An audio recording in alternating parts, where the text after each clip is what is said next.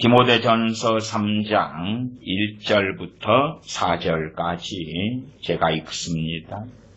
mit보다 이 말이여 사람이 감독의 직분을 얻으려 하면 선한 일을 사모한다 함이로다.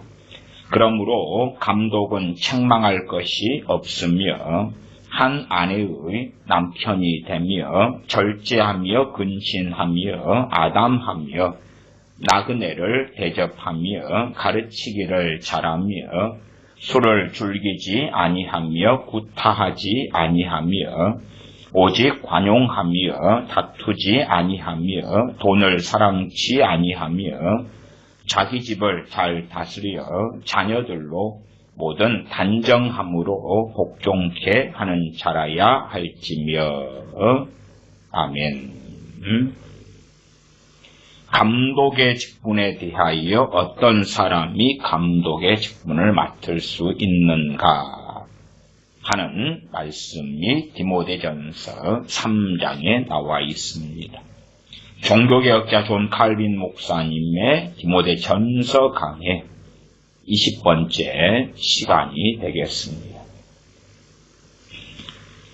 이 감독의 자격에 대한 디모데전서 3장 1절부터 4절, 5절, 6절 이런 말씀은 총 4번 이상의 이 강해가 이어집니다. 읽어가겠습니다. 사도 바울은 앞에서 여자들이 가르치는 것을 금했습니다. 이러한 직분은 남자라고 해서 누구나 맡을 수 있는 것이 아니라는 것을 보여줍니다. 감독의 직분과 연결되는 게 목사 혹은 목자 다 연결되겠지요. 또한 이 감독의 직분의 핵심적인 것은 하나님 말씀을 전하고 가르치는 것이 됩니다. 단지 여자들만 가르치는 것을 금한 것이 아닙니다. 아니고 교회에서 가르치는 것은 하나님으로부터 부르심 받아야 되고 또한 하나님께서 세우셔야 할 뿐만 아니라 그 감독이라면 감독의 조건들, 자질들이 있다 하는 사실입니다. 지금 여기서는 그 직분이 남자라고 해서 누구나 맡을 수 있는 것이 아니라는 것을 보여줍니다. 그리고 무엇보다도 하나님께서 여자들이 가르치는 것을 허락하지 않으시고 그들에게 가르치는 귀한 직책을 내려주지 않으셨다고 해서 그것에 마음 쓰지 말라고 했습니다. 여자들도 하나님께서 주의 종으로 세우신다고 전에도 익히 말씀을 드렸습니다. 그러나 그것은 예외적인 것이다. 참으로 하나님께서 쓰실 남자들이 그만큼 없고 적기 때문에 여자들을 세우시는 것이다. 물론 주의 종으로 세워진 여자분들 혹은 자칭이든 타칭이든 그 전부가 하나님께서 세우신 종은 아니겠지요. 자신의 욕망을 따라서 하나님께서 부르시지 않았는데도 그 자리에 서는 사람들이 우리가 생각하는 것보다 더 많을 것이다. 그렇게 말씀드리겠습니다. 그리고 무엇보다도 하나님께서 여자들이 가르치는 것을 허락하지 않으시고 그들에게 가르치는 귀한 직책을 내려주지 않으셨다고 해서 그것에 마음 쓰지 말라고 합니다. 왜냐하면 남자들 중에도 그 직분을 감당하기에 충분치 않거나 합당하지 않은 사람이 있기 때문입니다. 이 직분에 피택되어야 할 사람은 탁월해야 합니다. 그러므로 우리는 여자들이 거기서 제외되었다고 해서 이상하게 생각하지 않아도 됩니다. 이러한 까닭으로 사도 바울은 이 문제를 다룸에 있어서 먼저 사역자는 어떤 사람이어야 하는지를 알려주고 있습니다. 이 말은 이미 그 직분에 부름을 받은 사람에게 교훈될 뿐만 아니라 이미 부름받은 사람은 어떠한 덕목, 어떠한 사람이 되어야 마땅한가. 또한 모든 사람에게 하나의 규율이 될 것입니다. 이제는 목회자 청빙을 어느 교회가 한다 그러면은 당연하게 교인분들이 투표하고 선택하지 않습니까?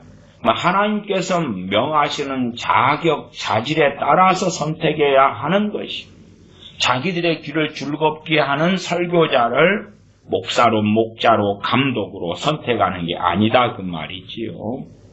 또한 대부분의 분들은 지역에 있는 교회를 선택해서 다닐 것입니다. 그럴 때에 자신이 어떠한 목회자 밑에 말씀을 청종하고 들으며 어떠한 감독과 지도를 받아야 하는가 할 때 자기가 교회를 선택할 때도 하나님의 말씀에 맞는 감독의 자질에 맞는 그러한 목회자가 이끄는 교회에 출석함이 마땅할 것이다. 원론적인 말씀은 우리가 항상 잘 기억해야 되겠습니다. 그렇게 해서 직분에 적합하지 않은 사람 혹은 하나님의 말씀을 오히려 망신시키거나 하나님의 말씀을 존귀하게 하기보다는 천하게 만드는 자는 택하지 못하게 했습니다. 참 비극이 그런 것들이 많습니다. 가족들은 알아요. 어떤 사람의 인격이 어떤지, 가치관이 어떤지. 그러나 유감스럽게도 목사라 하는 사람들이 가족들의 손가락질을 받을 정도로 몰상식하고 비인격적이고 완악한 자들이 의외로 많다는 사실입니다. 제게도 많은 목사라는 직분을 가진 형제 가족들에 대한 이야기를 전달받아 왔습니다. 심지어는 형수님이 목사님이다. 작은아버지가, 큰아버지가, 오빠가, 남동생이, 아버지가, 때로는 어머니가. 그러나 그 내용을 들어보면 정말 하나님께 영광이 되기보다 오히려 하나님을 조롱거리로 만드는 그런 사람들이 그 직분의 자리에 스스로 올라서 있는 그러한 일들을 들어왔습니다. 사도 바울은 이러한 목적으로 말한 것입니다. 사도 바울은 우선 여자들이 가르치는 직분에서 배제된 데 대해서 오해하는 것을 방지하고 그들이 차별 대우를 받는다고 생각하지 않도록 그 직분이 아무 남자에게나 허락되지 않았고 그것은 성별과는 관계없이 귀하고 선한 직분이라는 것을 말씀합니다. 한편 사도 바울은 그 직분을 모든 사람들이 함부로 넘보거나 가르치기를 좋아하는 모든 남자들에게 열려있다는 생각을 하지 않도록 거기에는 선택이 있어야 한다고 합니다. 그리고 이 선택이 이미 부름을 받은 사람들에게는 그들의 교훈이 되어야 할 뿐만 아니라 어떠한 자격을 가진 사람을 선택해야 되느냐. 당시에 디모데나 디도에게 그러한 자격을 가진 주의종을 선택하라고 했습니다. 선택하라. 지금 시대에는 이제 상당한 교우들이 선택을 하지. 세례교인 이상의 사람들이 공동의회에 모여서 선택을 하기도 하고 혹은 단일교회를 각자가 선택을 합니다. 선택, 어떠한 주의 종을 선택해야 되느냐. 그리고 이 선택이 이미 부름을 받는 사람들에게는 그들의 교훈이 되어야 할 뿐만 아니라 사역자를 선택하게 될 때에도 이 규율과 규례를 지켜서 우리가 맨 처음에 오는 사람이 아닌 그의 능력과 적성을 보고서 선택해야 할 것입니다. 선택을 해야 합니다. 어떤 기준입니까? 하나님 말씀 기준. 어떤 사람들은요, 말씀 기준을 내려놓고 계시가 왔네, 누구를 하라고, 응답이 왔네, 꿈을 꾸었네, 환상을 보았네. 말씀의 기준을 정확히 잡고 있는 사람들이 그런 것에 대하여 분별력을 갖출 기본이 될 것입니다. 아니, 감독에 대하여 주의 종의 자격에 대하여 어떤 일을 선택해야 되는가 하는 말씀이 명확하게 있는데 말씀도 무시하고 멸시하고 외면하고 무관심하면서 무슨 계시를 받았어, 응답을 받았어 한다면 그것이 바로 하나님을 조롱하는 그러한 작태이고 신문대로 거두기 때문에 그런 소위 주의종 밑에서 신앙생활 하거나 그런 주의종을 선택해서 함께할 때에 참담한 열매를 거두게 될 것이다. 썩은 열매와 질병과 비극과 때로는 실패와 재난과 영적 태보와 영적 질병에 신문대로 거둔 그 열매를 그대로 따먹게 될 것이다 하는 건 너무나 명확합니다. 너무나 명확해요. 그래서 주님께서도 열매로 그들을 알지라 말씀하셨습니다.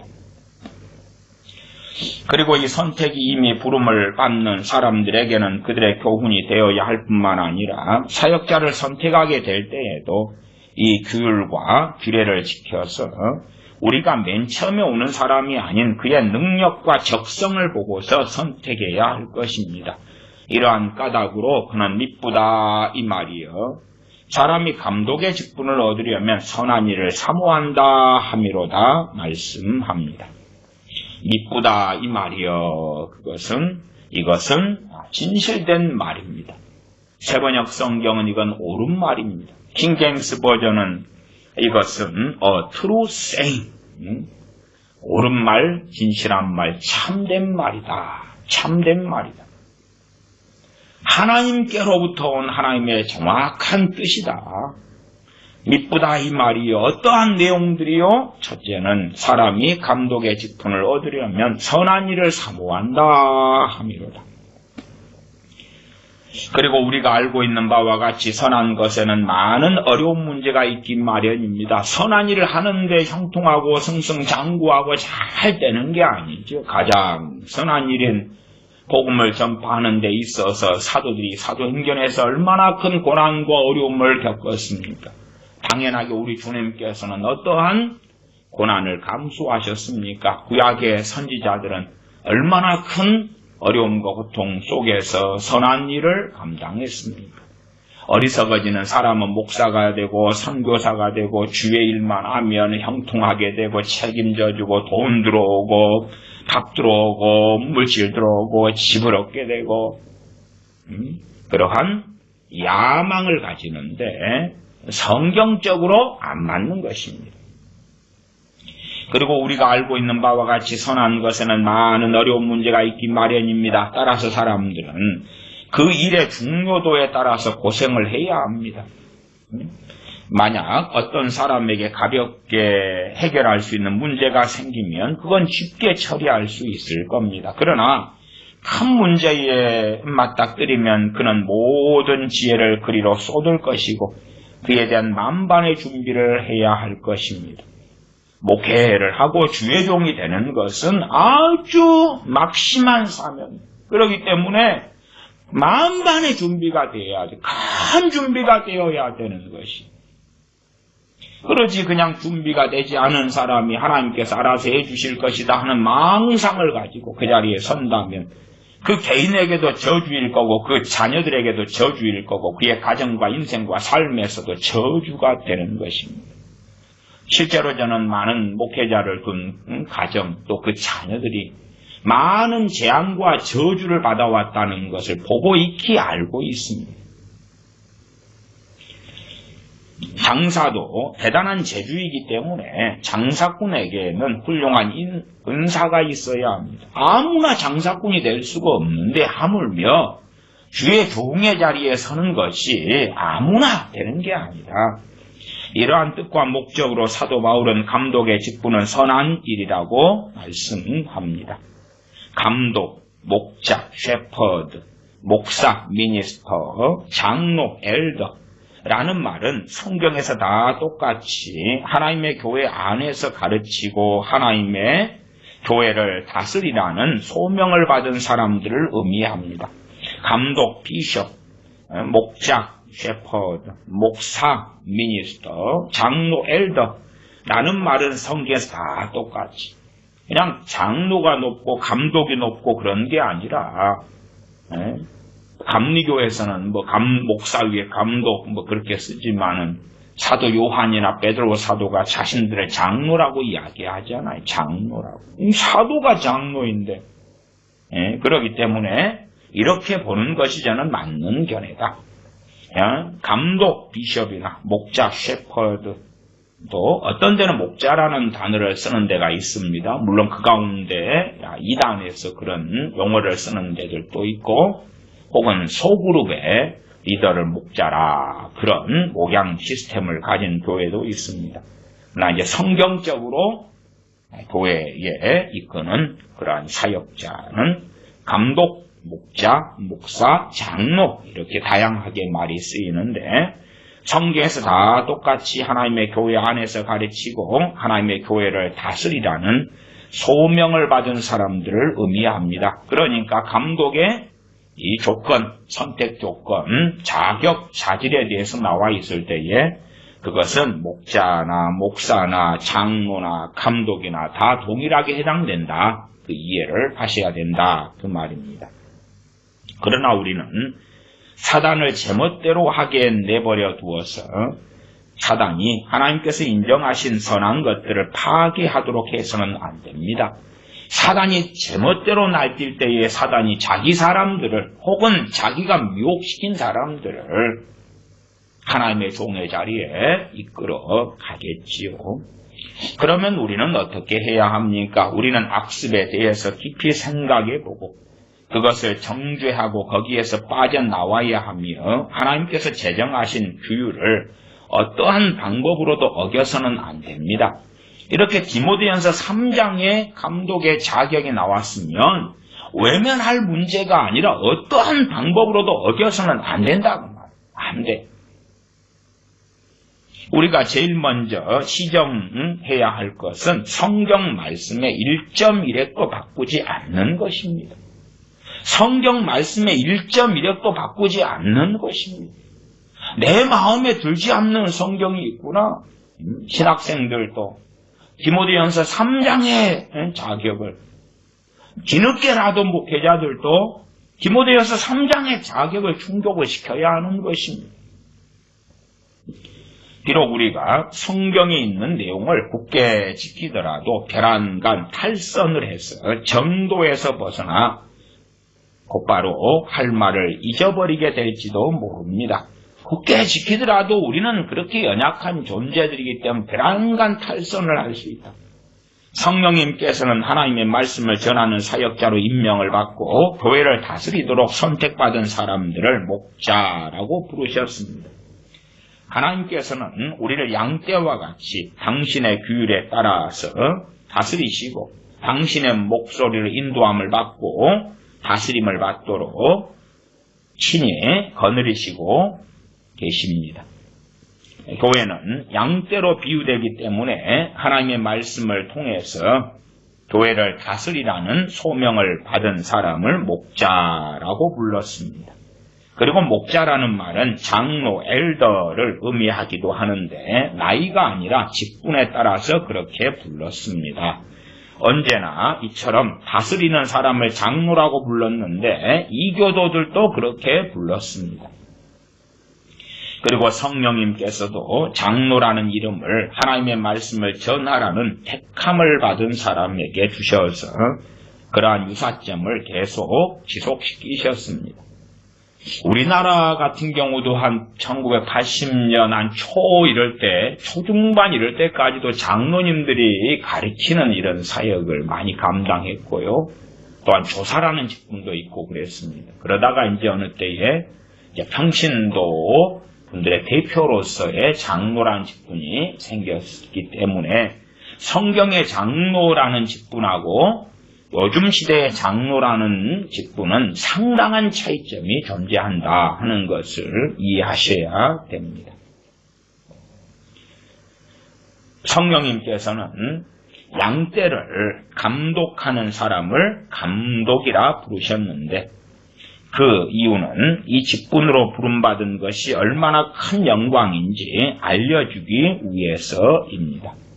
특별히 감독이라는 단어를 쓴 것이 참으로 양떼를 감독하는 것이 너무나 영광스러운 직분이기 때문에 그 용어를 사용했다. 그러면 단지 그냥 감독이라는 말이 있고 없고 그 직분을 만들고 안 만들고가 아니라 어떤 면에서 칼빈 목사님의 해석은 장로라는 이 직분을 또한 목사라는 직분을 감독이라고 쓴 거다. 이런 의미로 저는 이해하고 해석합니다. 이 감독은 장로는 영혼을 구원하기 위해서 보내심을 받았기 때문에 결코 태만해서는 안 되며 그를 위해 헌신하고 조심하고 고통을 감수해야 합니다. 영혼을 구원하기 위해서 헌신하고 조심하고 고통을 감수해야 한다.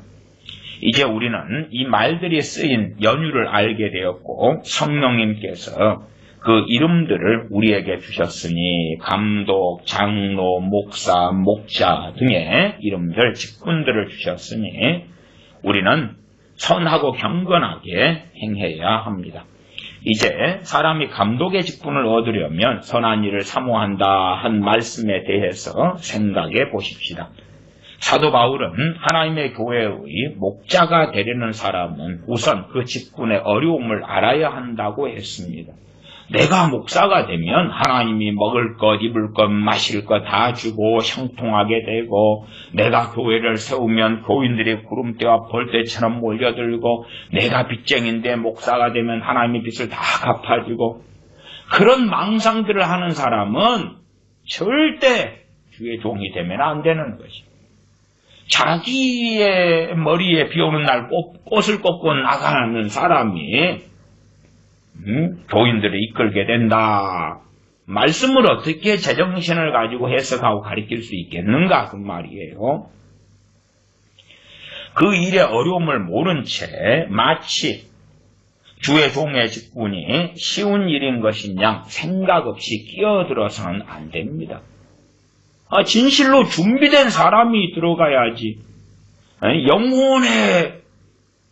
영혼을 책임지고 또한 영혼을 구원하는데 하나님께 자신을 내어드려야 되는 사람들이 그냥 함부로 아무나 어떻게 하나님의 일에 소명을 받고 그 자리에 들어가는가? 그건 끔찍한 재앙이 자기에게나 자기 가족에게나 임하게 되는 문을 열어버리게 되지요. 그 직분은 힘들고 귀하기 때문에 그가 위에 계시는 하나님으로부터 은혜와 능력을 받지 못하면 그 직분을 유지해 나갈 수 없다는 것을 그에게 알려주십시오. 유감스럽게 지금 시대에 주의 종으로 자칭이든 타칭이든 부름심 받았다 하는 그러한 이들이 하나님으로부터 은혜와 능력을 받지 못하면 그 직분을 감당할 수 없는데 하나님으로부터 은혜와 능력을 받지 못한 사람들 나아가 하나님께서 은혜와 능력을 주시지 않는 사람들이 너무 많다는 사실. 너무 많으니까 자기 그 알량한 지혜와 자기 지식으로 하나님 말씀을 깨닫고 알려고 하는데 어리석은 열매들만 맺히게 될 때가 많지요. 사람이 이런 일에 쓰임을 받으려면 탁월한 지혜와 많은 지식과 그 밖에 필요한 은사가 있어야 합니다. 이런 일에 쓰임 받으려면 탁월한 지혜가 있어야 됩니다. 세상적인 지혜가 아니겠지요. 하나님은 세상에 지혜 없는 무식한 자들을 부르시고 세우시기 때문에요. 사도들이 세상에 탁월한 지혜와 지식을 갖춘 게 아닙니다. 그러나 주님 앞에서 영적인 지식, 하나님을 아는 지식과 지혜를 갖추었다. 언제 그랬습니까? 주님께서 사도들을 데리고 3년 동안 그들을 양육하시고 가르치셔서 그들을 그렇게 세우셨지 않습니까? 그 밖에 필요한 은사가 있어야 합니다. 그는 어리석은 욕심과 천박한 동기에 자극을 받아서는 안 되고 자신이 거기에 필요한 모든 것을 갖고 있지 않는 한 그 직분에 합당하게 되는 것이 불가능하다는 것을 잘 알고 있어야 합니다. 하나님께서 부르시는 주의 종의 직분에 합당한 걸 갖추고 있어야 한다. 물론 하나님께서 부르신 다음에 이제 시간을 두시고 갖추게 하시는 일들이 당연히 있겠지요. 사도 바울도 하나님께서 부르신 다음에 그는 전도자로 살았고, 그리고 나중에는 안디옥 교회에서 선지자와 교사들 사이에 있었고, 그리고 시간이 흘러서 성령님께서 사도 바울을 세워서 사도로 세우셨다 하는 것입니다. 저 개인적으로도 93년 봄에 하나님께서 새벽기도 중에 저를 부르셨는데, 부르셨다 해서 신학도 공부하지 않고 부르셨다 해서 바로 목사가 되겠다고 뛰쳐나간다면 바보 아닙니까? 바보.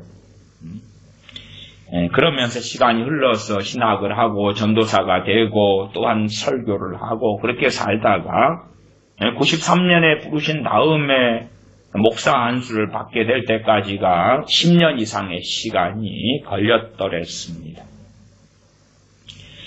그리고 사도 바울은 이것을 더 확실하게 하고 우리로 하여금 그것에 대해서 곰곰이 생각해 보기에 하기 위해서 미쁘다 이 말이여 라는 말로 시작을 합니다. 이것은 정말 진실하고 가치가 있는 옳은 말씀입니다. 그걸 정확히 들어라. 우리 주님께서 하신 말씀으로는 참으로 그렇게 하는 말씀과 비슷하다 할 수 있게 주목을 시키는 거. 주목해라. 이건 별표 땡땡땡 해라. 미쁘다 이 말이요. 이건 옳은 말씀이다. 이건 참된 말씀이다. 미쁘다 이 말이요 라는 말로 사도 바울은 시작합니다. 그가 한 말에는 다음과 같은 뜻이 담겨 있습니다. 우리는 자신을 돋보이게 하려는 사람을 많이 보게 됩니다.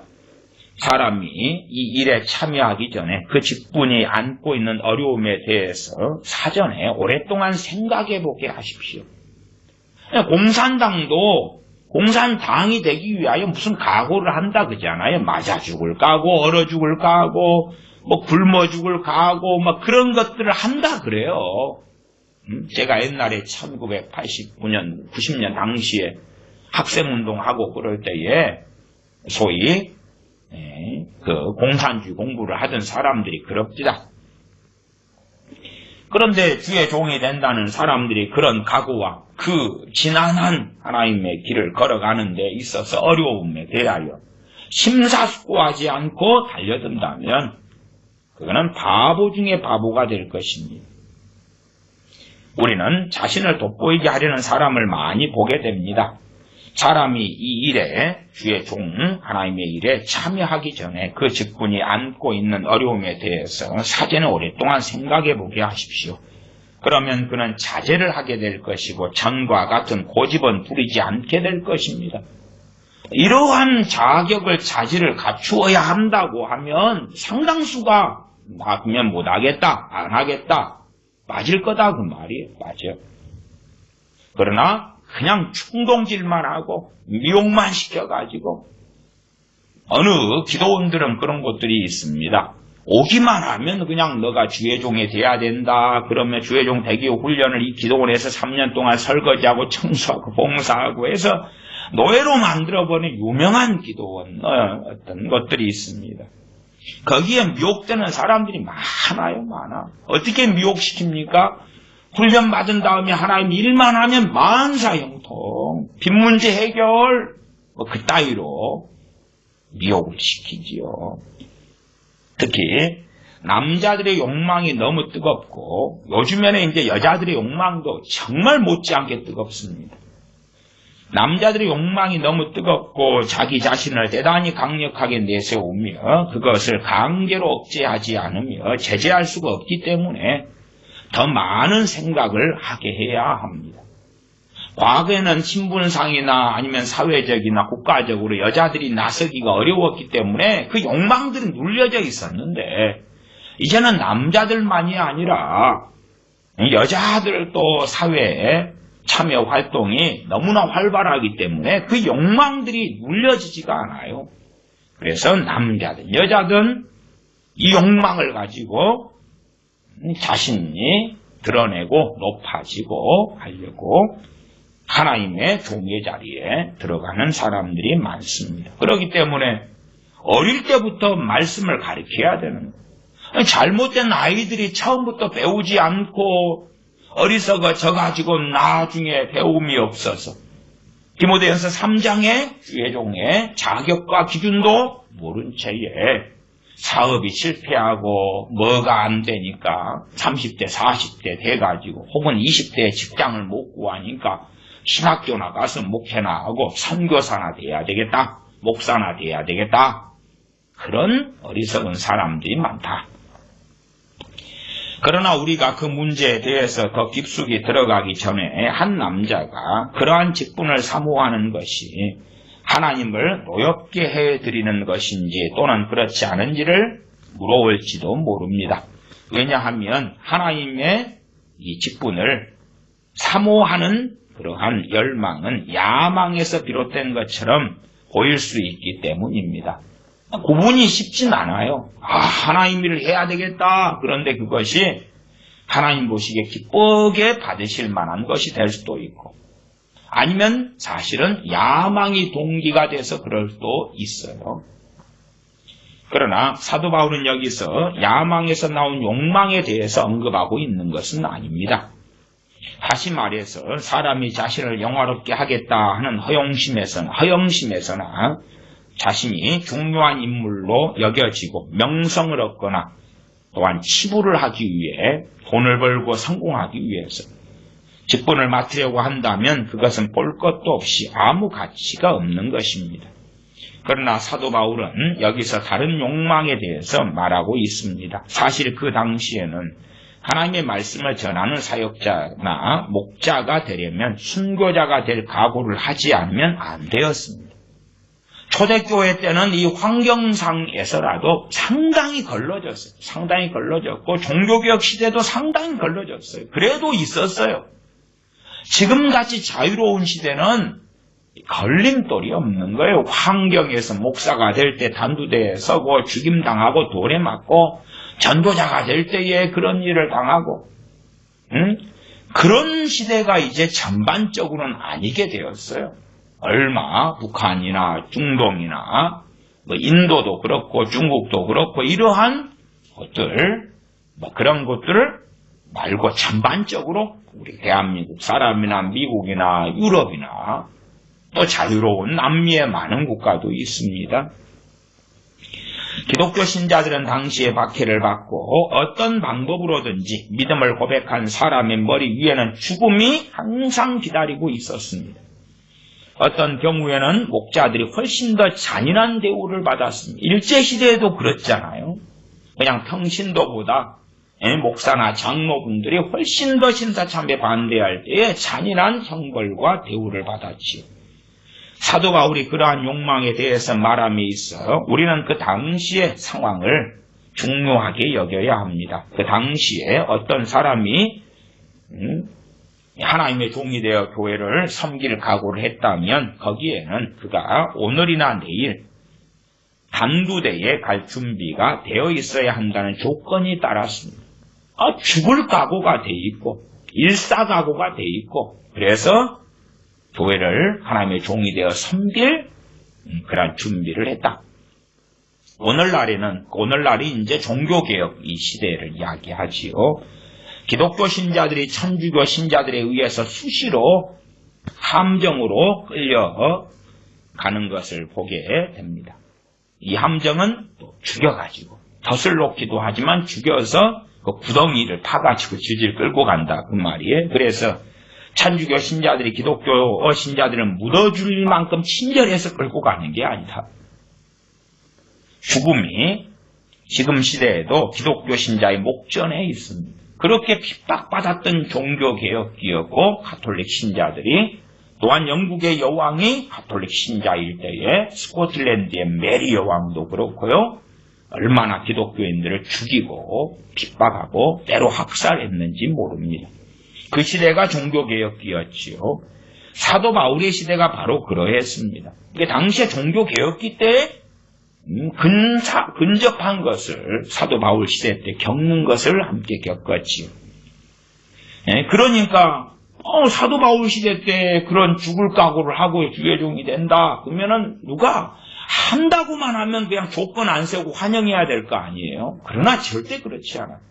절대 그렇지 않아요.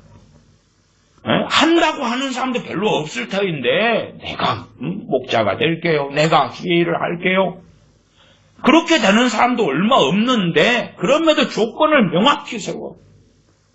아니 지금 시대에 이러한 디모데전서 3장 같은 혹은 지도서에 나와 있는 주의 종의 자격에 대해서 조건을 세우면 합당한 목사가 어디 있어? 합당한 교회가 어디 있어? 그런 사람들은 하나님의 말씀을 멸시하는 거예요. 하나님의 말씀을 조롱하는 거예요. 조롱하는 거예요. 하나님은 자기의 기준을 1.1도 후퇴시키지 않아요. 후퇴시키지 않아. 그렇게 하나님의 말씀을 존중하고 하나님을 경외할 때에 하나님께서 그런 종들을 세워주시는 거예요. 그러나 교인들이, 성도들이 하나님의 말씀의 기준을 멸시할 때에 그런 참된 주의 종들을 하나님이 거두어 버리시고 세우지 않고 없애버리시는 거예요. 하나님께서 친히 안 세워주시는 거예요. 안 세워줘. 하나님 말씀의 조건에 따른 주의 종을 구하고 그런 사람을 선택하고 없을 때 애통하고 회개하고 엎드리고 간구해야 될 터인데 자기 입맛에 맞는 목사들을 찾아다니는 거예요. 말씀의 조건에 따르려고 하질 않는 거예요. 말씀의 조건에 따른 교회 선택, 말씀의 조건에 따른 목회자 청빙을 하려고 하지 않는 거예요. 그러니까 재앙이 일어나고 하나님께서 그의 참된 종들을 교회들에 안 보내시는 거예요. 안 보내셔. 그래놓고 하는 말이 뭐라 그래요? 단일교회가 없다 그래. 단일교회가 없는 건 하나님이 진노하시고 징계하시기 때문에 그런 거지. 계속 읽습니다. 그렇게 크고 중요한 책임을 완수하기에 합당한 사람을 발견할 수 없습니다. 사도 바울은 고린도서에서도 이 본문 말씀에 대해서 언급합니다. 누가 이 직분에 합당할 수 있습니까? 라고 외칩니다. 누가 이 일을 감당할 수 있습니까? 라고 말씀합니다. 사람들은 그러한 책임을 소망할 수 없는데도 불구하고 자부심이 너무 강해서 자신의 연약함을 잊어버립니다. 나는 감당할 수 있어. 우리는 너무나 무익하기 때문에 우리 중에서 가장 합당하고 가장 훌륭한 자가 하나님의 일을 하는 것이 당연합니다. 물론 저 같은 목회자가 가장 훌륭하고 가장 합당한 건 결코 아닙니다. 결코 아니에요. 그럼에도 하나님의 말씀의 기준은 절대 후퇴시키지 말자. 우리는 너무나 무익하기 때문에 우리 중에서 가장 합당하고 가장 훌륭한 자가 하나님의 일을 해야 되는 거예요. 가장 훌륭한 자가 사업을 하고 가장 훌륭한 자가 컴퓨터 프로그램을 하고 돈 많이 버는 일을 하는 게 아니에요. 우리의 자녀들 가운데 정말로 말씀을 잘 가르쳐가지고 하나님을 정말 경외하는 자녀가 있다면 그때 주의 종으로 드려야 돼요. 근데 참 못돼 먹은 어떤 부모는 그럽디다. 자기 자식이 말썽꾸러기여 구제불능이여 그렇게 하나님께 바쳐. 하나님 받아주세요. 그래서 사람 만들어서 하나님이 시켜주세요. 당신들이 어떻게 하나님의 책망을 피할 수 있겠습니까? 어찌 하나님을 조롱합니까? 쓰레기 더미를 하나님께 바치면서 하나님은 전능하시니까 금덩이로도 바꿀 수 있지요? 그렇게 조롱을 합니까? 하나님을? 디모데전서 3장을 보시라 그 말이 3장을 그렇게 자녀를 만들어가지고 하나님께 드리란 말이요. 드려. 그러면 어떻게 하면 우리가 말하는 귀한 사역자의 직분을 감당할 수 있겠습니까? 다시 말하지만 사람이 하나님의 말씀을 공개적으로 때로는 은밀하게 전해서 하나님의 백성을 교화시키고 일으켜 세워야 한다는 것을 알아야 합니다. 당시의 시대 상황에는 공개적으로 전하기도 하고 은밀하게 전하기도 했죠. 핍박의 시대니까. 이제 지금 같은 저희가 사는 세상에서야 뭐 은밀하게 전할 일은 거의 없을 것입니다. 그 밖에도 많은 것들이 있지만 그것에 대해서는 잠시 후에 다루겠습니다. 사도 바울이 여기서 한 말의 뜻은 마치 사람이 자신의 지혜와 능력만으로도 그 직분을 감당하기에 합당한 것처럼 하나님의 말씀을 전하는 책임을 맡으려고 힘써서는 안 된다는 것입니다. 자기 자신의 힘으로 하나님의 직분을 감당할 수 있어 오만방자한 것이다. 우리는 사도 바울이 고린도서에서 하나님께서 우리 안에서 역사하지 않으시면 우리는 결코 우리 자신에 대해서 좋게 생각할 수 없다라고 한 말씀을 명심해야 합니다. 또한 우리의 능력이 어디에서 나오는지 살펴보아야 합니다. 비록 우리 자신이 연약한 것을 고려하여 두려워하고 조심하지만 우리에게는 하나님께서 당신의 성령으로 우리를 지켜주시고 부족한 것이 있으면 하나님께서 은혜로 채워주신다는 확신이 있어야 합니다. 그 확신은 자가당착, 어리석은 자기의 마음에서 오는 확신이 아니고 하나님을 알면서, 진리를 알면서, 하나님을 사랑하면서 믿음에서 오는 확신이에요. 믿음에서 오는 확신. 모조품이 많지요. 이것이 바로 사도 바울이 한 말의 뜻입니다. 어떤 사람이든지 가르치는 직분을 대비해서 공부하는 것도 소용이 없습니까? 아닙니다. 한 사람이 성경 공부에 온전히 헌신하고 전념하고 또 하나님께서 자신을 당신의 종으로 불러주시기를 기뻐하신다면 그는 그 직분을 맡을 준비가 다 되어 있어야 하는 것이 아닙니까? 이게 하나님의 자녀들은 다 하나님 말씀을 알고 또한 때로 공부하고 하나님을 알아가는 데 다 열심히 해야 된다 그 말. 그 가운데 준비된 사람을 하나님께서 콜링하시는 거다. 그러나 하나님이 나를 부른 다음에 준비하련다. 아니올시다. 싹수가 안 되는 거예요. 싹수가 본래 그것. 더욱이 우리는 그러한 소망을 가지고 우리의 자녀를 양육해야 합니다. 하나님께 드릴 만한 자녀로 하나님을 경외하며 말씀을 알며 하나님께 복종하고 말씀을 성취하기 위하여 사는 자녀로 양육할 때에 그런 자녀들 가운데 하나님의 부르심을 받는 종들이 나올 것이다. 결론적으로 말해서 하나님의 교회가 만반의 준비를 하고 있다는 것은 좋은 일이고 많은 아버지들이 이러한 뜻을 가지고 있고 자녀들 또한 그것에 부응할 수 있다면 매우 바람직한 일이 될 것입니다.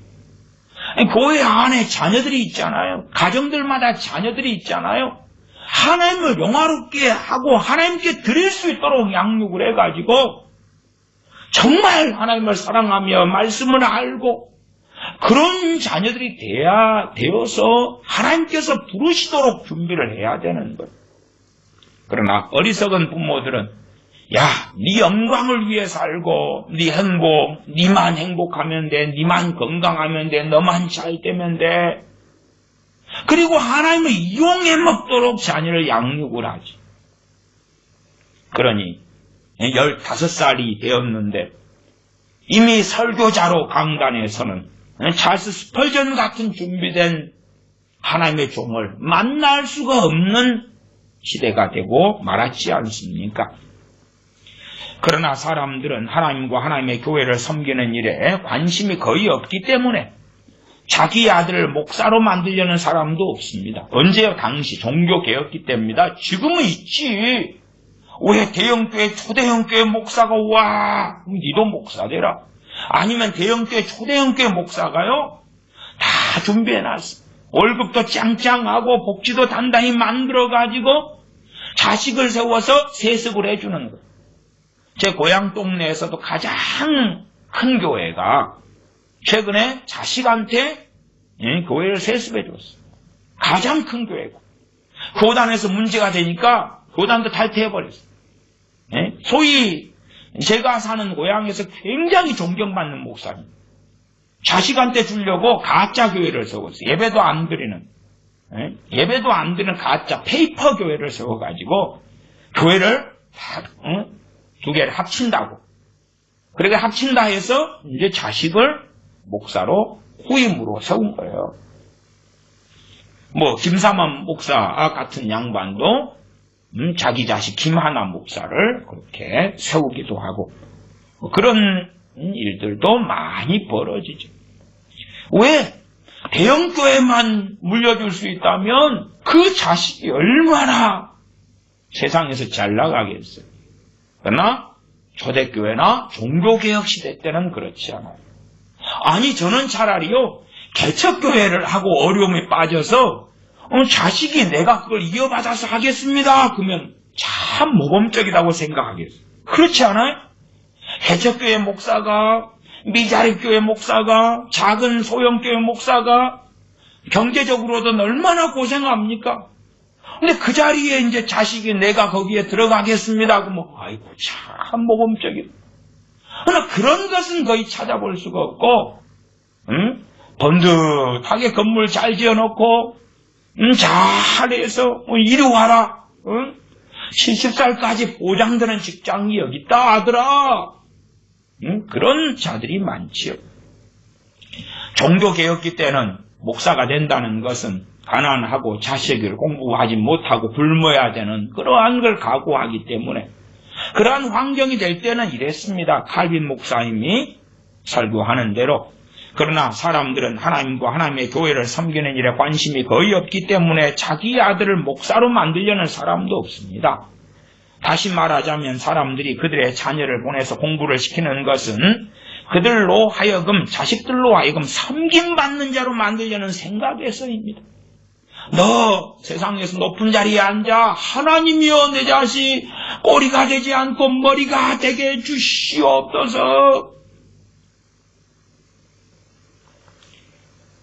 만약 부모가 자녀들을 하나님의 말씀 공부에, 성경 공부에 전념하게 한다면 그것은 그들을 준비시키기 위해서입니다. 하나님 말씀을 알아야 될 거 아니야. 알아야 돼요. 성경 공부를 안 하고 알량한 큐티, 성경을 자기한테 뜯어붙이기, 말씀을 똑바로 전체로 66권 안에서 어떤 말씀의 자리가 문맥과 맥락 속에서 어떤 말씀이 있는지 잘 살펴야지. 그래서 하나님께서 자녀들을 도와주시기를 기뻐하시게 되면 왜 부모가 자녀들을 말씀 공부에 성경 공부에 전념하게 하니까 그것이 자녀들이 이제 중심에 정말 엄마 아빠 하나님 말씀을 정말 알아야 되겠어요. 말씀을 사랑하는 게 하나님을 사랑하는 것이군요. 그렇게 될 때 하나님께서 그들을 도와주신 걸 기뻐하시게 되는 거예요. 말씀의 문을, 진리의 문을 열어주시는 거예요. 그러면 자녀들은 이제 어린아이가 아니고 나이는 스펄전 목사님이 17살, 16살, 15살 때처럼 어린아이겠지만 아니 영적으로는 어린아이가 아니게 된다 그 말이에요. 디모데처럼 그러하죠. 이제 어린아이가 아니고 주의 종의 책임을 감당하는 데 필요한 모든 것을 갖추게 될 것입니다. 정말 교회 안에서는 주의 종을 키우는 것이 노벨상을 타는 것보다 더 심혈을 기울여야 되는 거예요. 꿈을 가져라. 무슨 꿈? 구글을 세우는 것, 삼성을 세우는 것, 애플을 세우는 것, 세계적인 기업가의 꿈, 정치인의 꿈, 가장 싹수가 좋은 애를 하나님께 드려야 되는 거예요. 가장 싹수가 좋고 준비시켜가지고 그 중에서 최고를 하나님께 드려야 되는 거예요. 물론 하나님께서 받으실지 안 받으실지는 하나님의 말씀에 따라서 기준을 정해놓으셨기 때문에 하나님께서 정하시는 거죠. 그러나 거기에는 생각해 보아야 할 것이 두 가지 있습니다. 그 중에 하나는 그 욕망이 어떠한 야망이나 허영심에도 감염되어 있지 않아야 합니다. 주의 종이 되겠다, 사역자가 되겠다는 것에 어떠한 야망이나 허영심에 감염되지 않는 순전한 열망이어야 한다. 그래서 사도 야고보는 형제들아, 너희는 많이 선생이 되지 말라고 말씀합니다. 왜? 야고보 3장 1절 말씀대로 선생된 자들은 더 큰 심판이 있으니 너희는 많이 선생이 되지 말아라. 오히려 주의 종의 자리에 서는 것이 무서운 일이고 두려운 일이다. 그걸 먼저 가르쳐 줘야 되는 거예요. 주의 종이 되면 성공해, 하나님이 돌봐줘, 복을 줄 거야, 잘 될 거야, 어쩔 거야. 그 거짓부렁하지 말고 주의 종이 된다는 것은 더 엄정한 심판을 받는 자리에 서는 거기 때문에 두렵고 무서운 일이라는 걸 가르쳐야 돼. 그런 가운데 하나님을 알기에 자녀들이 게으르지 않도록 말씀을 아는 게 최고의 공부가 되도록 해야 되는 거예요. 그러나 그것은 던져버리고 영어 학원에 나가라. 영어 공부나 해라. 응? 사람들이 그러한 욕심을 내어서 자신을 과장하고 다른 사람을 가르치고 그들보다 높이 되는 것은 훌륭한 일이고 영광스러운 일로 여겼기 때문에 이런 말을 하는 것입니다. 그러한 사람들의 허영심과 욕망이 많기 때문에 야고보서 3장 1절은 내 형제들아 너희는 선생이 많이 되지 말아라. 어이구 주의 종이 되세요. 가르치는 자가 되세요. 되세요가 아니다 그 말이. 왜? 많은 사람들은 자신의 좋지 않은 욕망과 자만심과 높아지고자 하는 그러한 정욕 속에서 행하기 때문에 그러하지. 그러나 그는 너희에게서 어떠한 야망도 발견되지 않도록 조심하라고 말씀합니다. 이것이 우리가 지켜야 할 가장 중요한 일입니다. 틀림없이 모든 사람들이 하나님의 교회를 섬기기만을 구한다고 주장할 것입니다. 아닙니다. 네, 욕망은 순수한 것입니다. 그렇게 이제 주장할 거라 그 말이. 그러나 모든 사람으로 하여금 스스로를 진실로 돌이켜보게 하십시오. 우리가 사람들을 만족하게 해주는 것만으로는 충분하지 않습니다.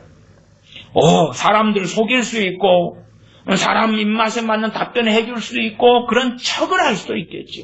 그러나 우리는 재판장이신 하나님 앞에 나가서 답변을 해야 합니다. 그러므로 그들로 하여금 선한 일을 하고 싶은 욕망이 있다고 말하게 하십시오. 진실로 난 선한 일을 원합니다. 그들이 하나님의 말씀을 전하는 일에 헌신하려고 할 때에는 그들의 마음 밑바닥까지 파고 들어가서 하나님과 천사들 앞에서 떳떳할 수 있는지 살피게 하십시오. 하나님의 말씀을 전하는 일에 헌신하려고 하는데 말씀을 안 살아내. 말씀을 관심도 없어. 무관심해. 말이 안 되잖아요. 말이 안 돼. 말이 안 되는 거예요. 물론 모든 하나님의 자녀들은 하나님의 말씀에 열심히여야 되는 거예요.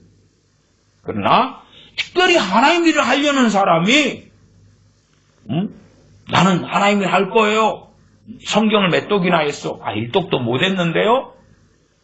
그런 사람은 사기꾼이지. 못된 심성을 가진 사람이. 나 하나님 일 할 거예요. 근데 신학교 가면 다 가르쳐줄 거 아니에요? 가르쳐주는 게 아니라 함정에 빠지게 되는 것입니다. 다른 사람에게 인정받고 칭찬받으려는 욕심에 이끌리지 않고 하나님을 섬기는 일에만 전념하고 무익한 자가 되기보다 양떼를 하나님 말씀에 따라 세우겠다고 바르게 말하는지 알아보게 하십시오. 이것이 중요합니다. 그리고 또한 두 번째 요점으로 이 직분을 사모하는 자들은 겸손해야 합니다. 마치 그들이 기적을 행할 수 있기라도 하는 것처럼 제멋대로 생각하는 무모함을 가져서는 안 됩니다. 교만해가지고 난 특별해. 자만해서는 안 되고 그들의 연약함을 염두에 두어야 합니다. 그들로 하여금 계속해서 고든 길, 바른 길을 걷게 하고 그렇게 어려운 책임을 맡는 것에 대해 두려운 마음을 갖게 하십시오. 왜? 더 큰 심판을 받을 거니까. 그리하여 하나님께서 그들을 인도해 주시고 만약 그들에게 어떠한 연약함이 있다면 하나님께서 그것을 보완해 주실 것이라는 믿음 위에 서 있게 하십시오. 이제 우리는 사람들이 결코 목자가 되는 것을 사모하지 않고 그렇게 되는 것을 오히려 두려워하고 피하게 될 것이라고 생각해도 좋을 것입니다. 왜? 이렇게 잘 가르쳤을 때 야고보 3장 1절 같이 너희는 형제들아 너희는 많이 선생이 되지 말아라. 선생된 자는 더 큰 심판이 있을 것이다. 를 가르쳤을 때 이제 상당한 사람들이 아이고 그러면 내 주제를 파악하고 말씀에 디모데후서 3장 같은 말씀에 비춰보니까 안 돼. 물러가야지. 물러갈 사람.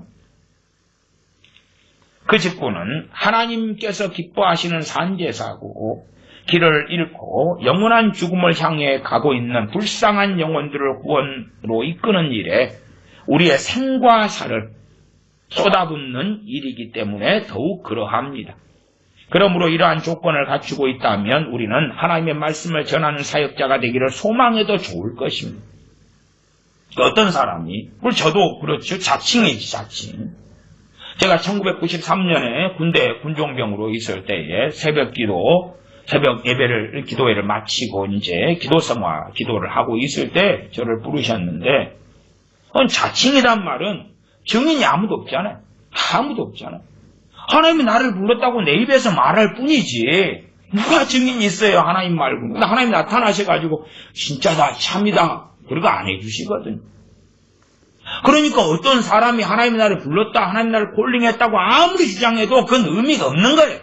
그건 이제 자기하고 하나님하고 문제인 거고, 디모데전서 3장 등의 말씀을 통하여 그 조건에 부합하는지가 핵심인 거예요. 그 객관성인 거예요.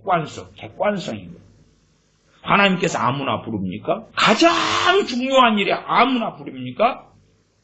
그러니까 누가 나를 꿈에 환상에, 저도 마찬가지예요. 제가 93년에 93년 봄날에 새벽에 저를 부르셨다 해도 그걸 여러분이 염두에 둔 가운데 저 사람 하나님 세웠구나, 그걸 할 필요는 없는 거예요.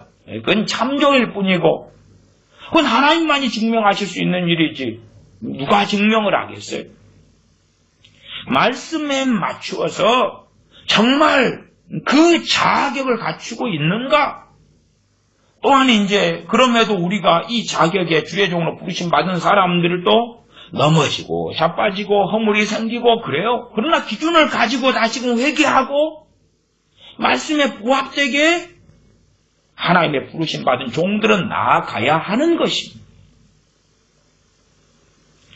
그 직분은 하나님께서 기뻐하시는 산제사고, 길을 잃고 영원한 죽음을 향해 가고 있는 불쌍한 영혼들을 구원으로 이끄는 일이기에 우리의 생과 살을 쏟아붓는 일이 되는 것입니다. 그러므로 이러한 조건을 갖추고 있다면 우리는 하나님의 말씀을 전하는 사역자가 되기를 소망해도 좋을 것입니다. 이게 선한 일을 사모한다는 열망이란 말이에요. 그런 사람이 감독의 직분, 주의 종의 자리를 서기를 소망해도 좋을 것이다.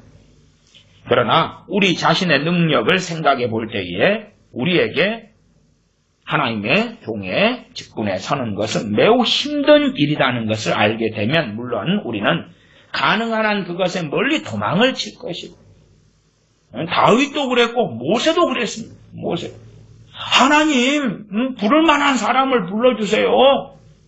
왜? 자기 자신을 보니까 그렇게 준비되지 않은 거예요. 준비되지 않았어요. 저도 신학을 하고 그런 다음에 2000년도에 제가 하나님 일을 안 하려고 도망을 갔어요. 그리고 공무원 시험을 준비했거든요. 제가 이제 농업 교육과 출신이고 농업 교사도 좀 하고 그랬으니까 농촌 지도사 7급 시험을 준비했는데 점수가 간단하게 떨어지는 거예요. 저는 이제 어쨌든 부름 받았으니까 그래도 직장생활을 하면서 돈 좀 번 다음에 40대 넘어가지고 하련다. 그때 그렇게 마음을 먹어들었어요. 도망가려니까.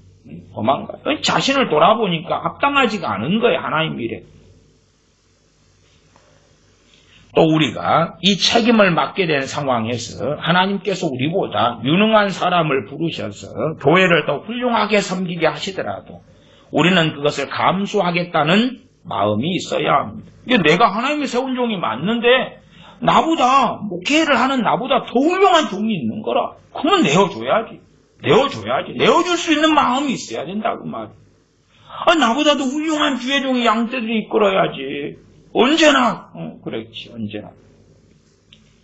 이러한 생각을 하지 않는 사람은 바람으로 가득 찬 허풍선이에 불과하다. 자기 자리, 위치를, 권력을 공고하게 지켜야 되겠다. 허풍선이에 불과하다.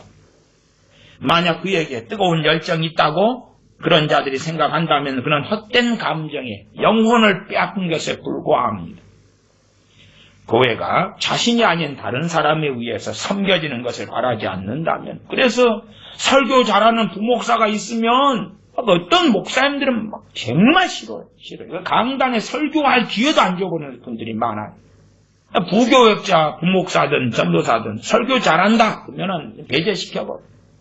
뭘 잘하는 사람을 원하냐 그러면 운전 잘하고 알랑방구 잘 끼고 또 앞에서 노래 찬양 인도 잘하고 목사님의 서비스 풀 서비스 잘하고 부흥회 강사로 간다니까 그냥 밤늦게까지 운전해주고 집회 끝나면 차 몰고 가서 운전해가지고 오고 새벽마다 차 돌려가면서 교인들 새벽 기도에 끌고 오고 그런 시다발이 잘하는 사람. 그래서 상당한 교회들이 이러한 소위 유능한 부교육자 때문에 목회자들이 시기 질투하고 문제가 많이 벌어지는 걸 봐요. 과거 90년 한 중반에 제 어머니께서 개척하신 교회, 어느 목사님과 개척한 교회에서 목회를 하셨는데 교인들의 상당수가 어머니께서 전도한 사람들이었어요. 그러니까 그 교회 목사님은 그냥 견디질 못하는 거예요. 못해. 나중에는 이제 어떤 부흥사와 야합해서 어머니를 이단으로까지 모이더라고요. 이단으로까지. 그러니까 그 다음의 결과가 뭐냐 그러면 어머니께서 이제 사역을 그만두셨지만 그 교회에서 사역을 어머니께 전도한 사람들 다 빠져나가고 다른 교회로 다 흩어져 버리는 거예요. 어머니께서 목회 안 하시고 이제 나중에 기도원을 세우시라는 부르심에 따라서 97년에 기도원을 세우셨습니다. 기도원 이제 원장을 하시고 기도원 사역을 하시고 또 때때로 제가 목회한 교회 전도사님도 함께 해주시고 때로는 어느 때가 되어서 합동직교회 담임 목회도 하시고 이렇게 다양하게 하셨습니다만은 시기 질투가 나니까 못 견디는 거예요. 자기를 최고로 막 우러러야 되는데 전도사님을 막 찾고 그러니까 못 견디는 거예요. 이단으로 만들어야 되겠는 거예요. 그 양반 총기대 출신이고 합동이고 그렇지요. 이 시기 질때 못 견디는 거예요. 교회가 자신이 아닌 다른 사람에 의해서 섬겨지는 것을 바라지 않는다면 그 사람에게는 야망과 허영심밖에 없다는 걸 알게 됩니다. 야망과 허영심. 그래서 그 목사님이 이제 당시에 중국 선교가 막 유행했어요. 근데 교회는 한참 성장해 갈 때 전도를 많이 이제 어머니께서 하시고 막 그러니까 근데 야망과 허영심이 차서 중국에 가가지고 엄청난 부흥사가 되고 어쩌고 해서 교회 강단은 놔두고 막 없는 돈에 헌금 뽑아가지고 중국 막 그래서 어머니께서 말리셨거든요. 말리니까 말린다고 그냥 주계종을 말린다고 달려들고 고통을 주고 막 별일이 다 있었어요. 별일이 다 있었어요. 사람이 감독의 직분을 얻으려면 이 말씀을 범위를 넓혀서 살펴본다면 우리에게 좋은 교훈이 됩니다. 단지 감독의 직분을 사모한다 혹은 감독들 주의 종에게만 대한 말씀은 아니다. 우리 보통 교우분들이 잘 염두에 두어야 될 교훈이 있는 말씀이다. 우리는 그 말에서 일반적인 교훈을 배워야 합니다. 즉 우리가 어떠한 신분에 속해 있을지라도 우리가 일을 맡기를 열망하는 것은 합당합니다. 비록 그 책임이 무겁고 우리의 능력이 미치지 못하는 곳에 있을지라도 말입니다. 더욱이 그러한 열망이 없으면 하나님을 성실하게 섬기고 그러한 직분을 제대로 수행하는 것이 불가능합니다. 그러니까 하나님 일을 하려는 사람은 하나님에 대한 열망이 있어야 되는 거야. 하나님의 일에 대한 열망과 선한 일을 사모하고 거룩한 것에 대한 열망이 있어야 돼요. 다 실패하고 마지못해서 들어가는 자리가 그게 고역자의 자리가 아니오시다. 그런 사람들은 잘못된 길을 걸어간 거예요.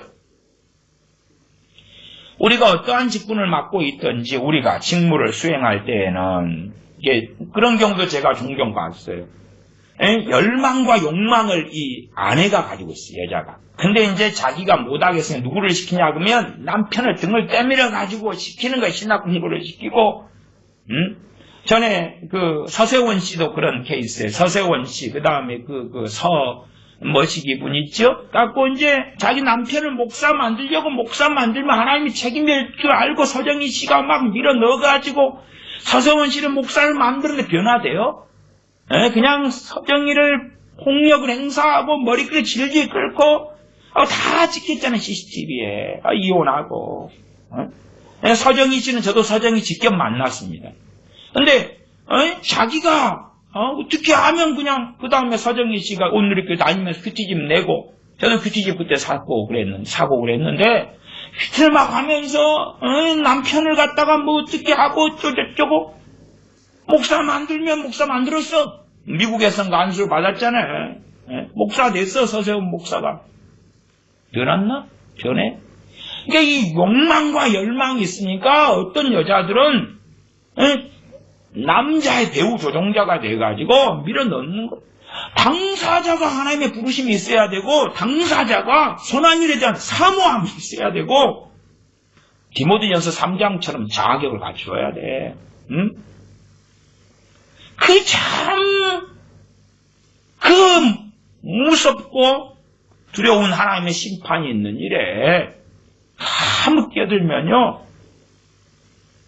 무서운 일이 뭐냐? 그러면 자녀들에게 재앙이 떨어져 버려요. 자녀들에게 재앙이 떨어져 버려요. 재앙이 떨어지면 무서운 게 뭔지 알아요? 하나님께서 은혜를 거두셔. 크리스찬으로 인생이 마감되는 게 쉽지 않은 거예요. 그래서 함이 범죄하고 죄를 저질렀을 때 그 자식은 가나안이 저주를 받아. 또한 다윗이 밧세바와 사이에 낳은 자식이 다윗 때문에 그 자식이 죽어. 하나님께 살려달라고 막 구해도 안 된다. 우리가 우상숭배에 대한 10계명의 죄를 보잖아요. 그때 3대 4대까지 보응하시겠다. 하나님 말씀은 변개된 적이 없어요. 그 하나님의 심판은 하나님의 선민 이스라엘에게 그대로 나타나는 걸 확인하는 거예요. 그 위에 조상들로부터 죄를 쌓아가지고 그대로 어느 하나님의 정하신 때에, 정하신 세대에 쏟아부어졌던 거예요. 그래서 함부로 이 무서운 직분에 끼어들어 버리면, 그러면 자기 개인만이 재앙을 만나는 게 아니에요. 자기 가정이 재앙을 만나고 자녀가 재앙을 만나요. 유감스러운 일이에요. 유감스러운 일.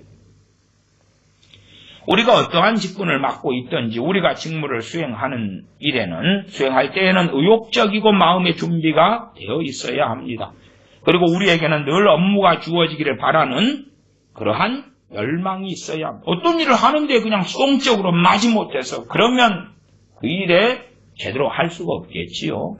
하물며 하나님이 이런 말할 것도 없다. 비록 결혼 생활이 무거운 짐이 될지라도 사람이 결혼을 하고 싶어하면 그로 하여금 모든 것을 하나님께 맡기게 하십시오. 결혼 생활이 얼마나 중요합니까? 그는 하나님의 손길을 갈망하는 욕구가 있어야 합니다. 결혼을 바라는 사람은 결혼 생활에 하나님의 은혜가 있어야 결혼 생활을 잘 하는 거예요. 그러니까 하나님의 도우심이 없으면 이 결혼은 너무 중요한 거지만 자기 힘으로는 이게 아름다운 결혼 생활을 못하는 거예요. 못해. 그러니까 하나님께 맡기고 하나님의 도우심을 갈망하는 열망이 있어야 한다고 말. 그게 없이 그냥 사랑하면 다 된다고 생각하고 결혼하면서 그 다음에 하나님 왜 이런 남자예요? 왜 이런 여자예요? 그러고 있으면 지나가는 멍멍이가 웃습니다. 만약 우리가 승진을 해서 공직을 맡게 되면 어려움은 훨씬 더 클 것입니다. 왜? 책임이 더 많고 막중하니까. 만약 우리가 재판관의 직분을 맡게 되면 물론 그것을 바르게 치리하는 데는 한 사람의 가정을 치리하는 것보다 훨씬 더 많은 덕이 필요합니다. 더욱이 총독의 직분을 말하자면 마음의 준비가 되어 있지 않고 의욕적인 마음이 없으면 그 직분을 감당할 수 없습니다. 총독이라는 정말로 국가의 통치자의 자리에 섰는데 또한 한 지역의 백성들을 감당한 통치자에 섰는데 의욕이 없다. 되는 대로 되라, 될 대로 되라. 그게 아니라 선한 일에 대한 열망이 있어야 된다 그 말이에요. 그러나 우리가 이 직분을 열망할 때에 두려움 가운데서 조심해서 행할 것과 하나님께 우리를 인도해 달라고 간구하여야 할 것입니다. 한편으로 하나님께서 항상 우리보다 더 유능한 사람을 그 자리에 마련해 주실 것을 기도해야 할 것입니다. 사실은 정말 선한 일을 열망한다 그러면 자신의 명예욕에 소유욕에 잡히지 않을 테니까 자신보다 하나님께 유능한 사람을 세우시면 그 자리를 넘겨줄 마음을 갖는 것이 바른 선한 일을 열망하는 사람이겠죠. 자신의 연약함을 모르는 자는 거만하게 될 것이며 하나님께서 그가 불행에 곤두박질하는 것을 막지 않으실 것입니다. 거만하게 되고 자신이 얼마나 부족하고 연약한지 그래서 하나님을 가까이 하는 사람들이 참된 겸손함 가운데 있지요. 그러나 그렇지 않으면 하나님께서는 그가 불행에 곤두박질하는 것을 막지 않으실 것입니다. 이것이 하나님께 기도하는 것을 중요하게 여기지 않은 우리의 자만심에 대한 보상이고 우리가 주의하고 조심했어야 할 때에 태만히 한 것에 대한 보답입니다. 이 둘을 갈라놓아서도 안 되고 갈라놓을 수도 없다는 것을 알아두십시다. 즉 우리가 어떠한 지위로 부름을 받건 하나님을 섬기겠다는 선한 욕망과 우리의 일을 조심해서 수행해야 하는 두려움은 서로 떼어놓을 수가 없습니다.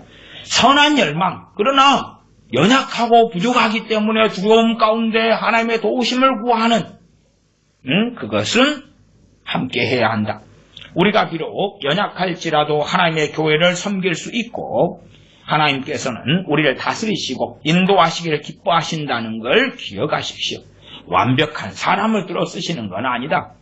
그러나 하나님의 말씀은 결코 양보될 수 없다는 것은 알아야 됩니다. 따라서 사도 바울은 여기에서 감독과 목자에 대해서 명확하게 말한 것은 전 기독교인들에게 주는 일반적인 교훈, 즉 하나님께서 우리를 어디로 부르시든지 상관없이 우리에게는 하나님을 섬길 열망과 각오가 있어야 한다는 교훈을 줍니다. 우리에게 이것이 없다면 우리는 아무것도 받지 못할 것입니다. 하나님께서 어디로 부르시든지 하나님을 섬길 열망을 가져야지. 또한 그러한 각오가 있어야지. 하나님께서 우리를 부르실 거다 그 말이에요. 더욱이 우리 각 사람은 자신을 살펴보고 자신의 연약함에 대해서 생각해보고 하나님께서 우리를 기쁘게 받아주시도록 기도하십시다. 또 하나님께 우리에게 있다고 생각하는 약점을 고쳐달라고 기도드립시다. 우리는 욥기에서 해와 달을 숭상하는 사람들을 자주 접하게 됩니다.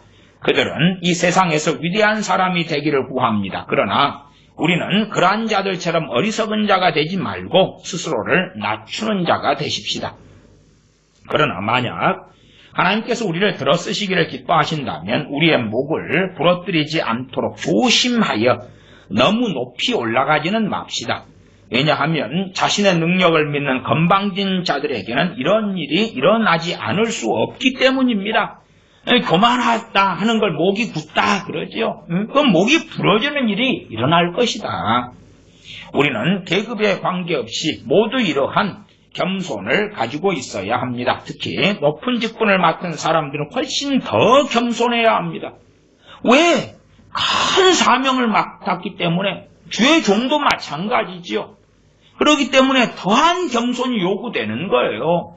자기의 능력으로 감당할 수 없으니 하나님의 은혜를 받아야 되는데 더 겸손해야 되는 거예요. 고상하고 위대하며 귀한 덕이 요구되는 직분을 맡은 사람들은 경건한 마음과 하나님을 경외하는 마음을 갖추어서 하나님께 우리를 높이 올리셨다가 파멸로 떨어뜨리지 말아달라고 기도해야 합니다. 그러나 만약 우리를 높이 세우시더라도 항상 하나님 아래 복종하고 있게 해주시고 만약 어느 때라도 우리가 비틀거린다면 하나님께서는 우리를 붙잡아 주시고 힘을 더하여 주시도록 기도하십시다. 그리고 우리가 아무리 높은 지위에 있을지라도 우리의 마음은 여전히 겸손한 채 있게 해달라고 기도드립시다. 가장 높은 지위에 있는 자도 다른 사람을 겸손하게 대하지 않으면 그는 자신을 매일 파멸과 혼돈 속으로 떨어뜨리는 자가 확실히 될 것입니다. 예를 들면 어떤 사람이 진리를 외친다고 할 때에 그것을 듣는 회중에게 그 설교자의 목소리는 멀리서도 들릴 뿐만 아니라 사람의 입을 통해서 전해지는 교훈이지만 매우 경건하게 받아들여지고 그 교훈에 복종하는 우월성이 있습니다. 왜? 설교자가 하나님의 말씀을 증거하기 때문에 그렇죠. 그러나 반대로 하나님의 말씀을 전하는 직분을 맡은 자가 자신을 잘 살피지 않고 자기의 결점과 불완전한 점에 대해서 깊이 생각해 보지 않고 하나님께 도움을 구하지도 않는다면 확실히 그는 그가 맡은 이 귀한 직분에 대해서 비싼 대가를 지불하게 될 것입니다. 입으로만 하나님을 의지하는 채하고 진심으로 심령 가운데 겸비한 마음 가운데 하나님을 경외하는 마음 가운데 하나님의 도우심을 구할 때에 그때만이 하나님의 교회를 섬기는 그 사명을 제대로 감당할 수 있다. 하나님 말씀을 전하는 사명을 제대로 감당할 수 있는 것입니다. 그러나 그렇게 하지 않는 사람들은 비싼 대가를 지불하게 될 것이다. 그래서 유감스럽게도 여러 목회자들 또한 그들의 가정에 비싼 대가를 지불하는 일들이 벌어져 왔다는 것을 우리는 압니다. 그는 그것이 주는 아픔을 몸으로 느낄 뿐만 아니라 그러한 직분을 맡은 설교자인데 주의 종의 자리에 있는데 하나님께 정말 겸비하게 도움을 구하지도 않고 또한 자신을 살피지도 않고 자신의 결점과 불완전한 점을 가지고 어리석게 살아가는 그러한 자들이라면 몸으로 아픔을 느낄 뿐만 아니라 매우 위태롭게 되어서 그는 결코 그 위험에서 벗어날 수 없게 될 것입니다. 그래서 상당한 목회자들을 하나님께서 외면하시는 것이 영적인 현실입니다. 그러므로 우리는 우리 자신을 잘 살펴야 할 것입니다. 그리고 사도 바울이 여기에서 하나님의 말씀을 전하는 사역자들에게 주는 교훈의 의미를 생각해 보십시다. 우리가 앞에서 다루었던 것과 같이 사도 바울은 이 직분의 부름을 받은 자들에게 교훈할 뿐만 아니라 디모데와 목자를 선택하는 책임을 맡은 사람들에게도 경고하고 있습니다. 청빙위원회 아니면 교인들이 공동회를 열어서 어떤 일을 목회자로 세울 것인지 투표를 하는 사람도 포함되겠지. 아니면 어떤 재산이 있는 사람이나 어떤 사람들과 함께해서 자 누구 목사님을 모시고 와서 여기에서 교회를 시작하자. 여기에서 예배를 드리자. 그런 사람들 이런 디모데전서 3장의 말씀을 명심하지 않고 자신의 정욕에 따라 자신의 감동에 따라 감정에 따라 자기 확신에 따라 행할 때에 그들은 대가를 지불하게 될 것이다. 그렇게 해서 하나님의 교회가 모든 것을 제대로 갖추게 하고 존귀한 직위가 더럽혀지지 않도록 하며 복음이나 교회의 전 질서를 욕되게 만드는 것을 들여오지 못하게 해야 했습니다. 그러므로 우선 하나님의 말씀을 전하는 사역자로 택함을 받은 자들은 사도 바울이 여기에서 그들에게 준 가르침에 따를 것을 확약해야 합니다. 디모데전서 3장의 사역자의 자질을 갖춰야 한다. 그러므로 부름을 받은 자들과 사도 바울의 통고를 받는 자들도 그러한 직책과 직분에 대비해서 그들의 의무를 다해야 합니다. 뇌물을 받거나 사악한 방법으로 어떤 사람을 이 직분에 세우려고 하는 자와 하나님을 경멸하고 교회의 질서를 뒤집어 놓는 자가 목자의 직분을 맡고 있다고 생각해 보십시오. 그는 교회에 아무런 도움도 주지 못하고 그의 직분을 남용하여 교회를 부끄럽게 하며 책망받게 만들 것입니다. 점점 더러워져서 손가락질 받는 교회가 된다 그 말. 손가락질 받아. 이것과는 좀 다르게 보이지만 사실상 깊이 들어가면 비슷합니다. 지금 신학교들이 얼마나 우후죽순 많습니까? 무수히 많은 신학생들을 배출해서 대한민국 교회가 1년에 10,000명씩의 신학생을 배출합니다.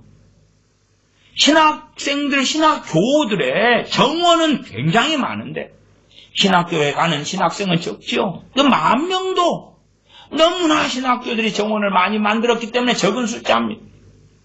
그런데 이제 서로 간에 학생들을 끌어오기 경쟁을 해야 되는 것입니다. 그러면 말씀에 따라 어떻게 검증하며 관심이나 있겠습니까? 더 많은 신학생이 와서 돈만 내면 졸업장을 주고 돈만 내면 목사 한 술 찍어내듯이 하는 것입니다. 그러면 하나님의 말씀에 대한 순종과 하나님을 경외함은 어디 있습니까? 비싼 대가를 지불하는 것입니다. 교회들이 그러하지. 믿는 사람들이 비싼 대가를 지불해야 하는 것입니다. 그러한 사람들이 자기 정욕을 따라 자신의 욕망을 따라서 목회자의 자리에 서고 그런 사람의 가족들은 돈을 달라 헌금을 달라 그렇게 해서 어리석게 살아가는, 그리고 그 결과는 좋겠습니까? 재앙과 저주에 준하겠지요. 그 직분을 계속해서 그에게 맡기고 그를 지지하는 자들은 그것을 통해서 자신이 하나님의 불구대천의 원수이며 하나님이 세우시지 않는 사람들을 지지하고 함께하고, 그런 사람들은 자신이 하나님의 불구대천의 원수다, 이걸 증명하고 있는 것이다. 하나님의 불구대천의 원수이며 자신의 힘을 다해서 하나님께 발길질을 하고 있다는 걸 보여주는 것입니다. 그런데 어떻게 하나님을 섬기는 것에 따른 복과 은혜를 받겠습니까? 어떻게 기도할 때 하나님의 들으심을 받겠습니까? 우리는 이런 광경을 자주 보게 됩니다. 자기는 하나님을 잘 섬긴다고 하는데 실제로 걸어가는 삶이 하나님의 불구대천의 원수로 사는 거예요. 원수로 살아. 마치 사도 바울이 청년 사울이었을 때에 하나님을 경외하는 것이다 생각하고 교회를 핍박했잖아요. 그런 것처럼 하나님이 세우지 않은 사람을 주의 종으로 세우고, 그가 목회하는 교회 다니고, 그를 서포트하고, 그를 위해 기도하고. 좀 우리들의 상당한 기도도 웃기지 않습니까? 한국 교회처럼 목회자를 위하여 많이 기도하는 교회는 아예 없습니다. 그러나 그 기도가 대부분 무용한 것은 하나님이 세운 종도 아닌데 마치 하나님이 세운 종처럼 성령 충만케 해주세요, 귀하게 써주세요, 크게 써주세요, 부흥을 주세요 막 하는데 재앙과 저주를 안 받으면 다행인 거예요. 다행인 거. 하나님의 오래 참으심이 있다는 걸 알아야 될 거 아닙니까? 제 고향 도시에도 교회가 한 800~900개가 있습니다. 800~900개. 인구는 30만이 안 되는데 그렇게 많이 있어요. 거기에 이제 사역하지 않는 무임 목회자까지 하면 1000명이 넘을 것입니다. 그래서 이 교회가 마음에 안 들면 저리 가고 저기에 마음에 안 들면 저리 가는 것이. 정말 그렇게 많은 사람이 필요한 게 아니라 진짜 하나님이 세운 주의 종이 5명, 10명이라도 그 사람이 필요한 것입니다. 그러나 자기의 정욕에 따라 교회를 세우고, 자기의 정욕에 따라 목회자를 세우고, 자기의 정욕에 따라 목회자를 청빙하고, 그렇게 할 때에 그러한 교회가 재앙의 근원이 되겠죠. 왜냐하면 하나님의 교회에서 부정한 것들을 깨끗이 몰아내야 할 자들이 오히려 그러한 설교자를 모시게 된 것에 매우 만족하기 때문입니다. 몰아내야 할 자들이 모시고 오는 거예요. 왜? 자기가 옳아야 되니까. 자기의 생각, 자기의 정욕이 이루어져야 되니까. 부정한 것을 몰아내야 할 자들, 교회에서 몰아내야 할 자들이 오히려 그러한 설교자를 모시게 된 것에 매우 만족해야 합니다. 맨 처음에 오면 그러한 하나님이 세우지 않은 설교자는 알랑방구를 끼고 듣기 좋은 소리를 할 거 아닙니까? 칭찬을 하고 칭송을 하겠죠. 그 이유가 무엇입니까? 죄 짓기를 지속해 나가기 위해서입니다. 만약 설교자가 자신의 직분에 합당하게 행한다면 그는 그만큼 훨씬 더 대담하게 잘못을 책망하고 죄를 책망할 것입니다. 정말 하나님의 말씀에 따라 세워진 주의 종이라 말씀에 따라서 주의 백성이라는 사람이 잘못 가니까 잘못을 책망하고 죄를 책망해야 될 거 아닙니까? 근데 지금은 그렇지 않으니까 혹시 그런 이야기를 들으면 다닐만한 데가 여기밖에 없는 줄 알아? 옆으로 가면 되지요. 많으니까. 옆 동네 가면 옆 동네 교회에서 뭐라 합니까? 목회자가 잘 오셨습니다. 하나님의 뜻대로 오셨네요. 성령님이 발걸음 인도하시지 않았으면 우리 교회 못 왔을 겁니다. 그렇게 해주잖아요. 왜냐하면 목자에게 하나님을 섬길 열정이 있다면 확실히 그는 그의 임무 또한 성실하게 완수할 것입니다. 하나님의 사명을 받았으면 하나님 말씀을 바르게 전하고 가르쳐야지. 그러나 그렇게 하지 않고 사람들 반 벙어리로 만들려고 하는 설교자가 많은 것이 문제입니다. 종교개혁기 때도 그런 거예요. 지금은 얼마나 많겠어. 종교개혁기 때는 핍박을 받잖아요. 지금은 받는 일이 어디 얼마나 있습니까? 대한민국에 얼마나 있습니까? 미국에 얼마나 있습니까? 그러면 지금은 반벙어리로 사람들을 만들려는 설교자가 얼마나 많겠습니까? 그들의 말은 남에게 보여주는 목적에서 한 것에 불과합니다. 남에게 보여주려고 내가 이렇게 사랑이 많아, 내가 이래 저래 그래서 설교를 준비하다가 감동이 왔어요, 깨달음이 왔어요, 계시가 왔어요. 누가 알아요? 그걸 하나님 말고는 모르지. 보여주려고 증명할 수 없는 자기만의 이야기를 하는 것이 믿거나 말거나겠죠. 그들의 말은 남에게 보여주려는 목적에서 한 것에 불과합니다. 사람들로 하여금 그들이 주는 훈계를 조롱하게 하기 위해 하나님의 말씀의 권위를 떨어뜨리는 것입니다. 그리고 이러한 이유로 사람들은 악한 자들로 하여금 하나님의 교회를 다스리는 직분을 유지해 나가게 하기 위해 많은 노력을 합니다. 악함의 기준은 하나님의 말씀의 기준입니다. 세상의 형법에 따라서 살인하고 도둑질하고 강간하고 사기치고만이 아니라 말씀에 어긋난 게 악한 것 중에 가장 악한 것이, 그 악한 것이 강단에 서서 말씀을 왜곡하고 바꾸고 잘못 해석하고 잘못 가리키면 하나님의 말씀은 구원에 대한 문제 아닙니까? 살인죄보다 더 끔찍하죠. 그 악한 자들, 말씀을 자기 멋대로 바꾸고 변개시키는 그러한 자들 강단에 세우는 것이, 그러한 악한 자들로 하여금 하나님의 교회를 다스리는 직분을 유지해 나가게 하기 위해 많은 노력을 합니다. 그런 악한 자들이 말씀을 왜곡하고 바꾸고 제 정욕대로 말씀을 이용하고 사용하고 장난질 치는 자들이 강단에 섰는데 그러한 교회를 유지해 주려고 발버둥을 치는 거죠. 하나님의 재앙을 안 만난다는 것은 하나님은 오래 참고 계시는 것입니다. 그러한 교회나 그러한 교인들에 대하여 그렇습니다.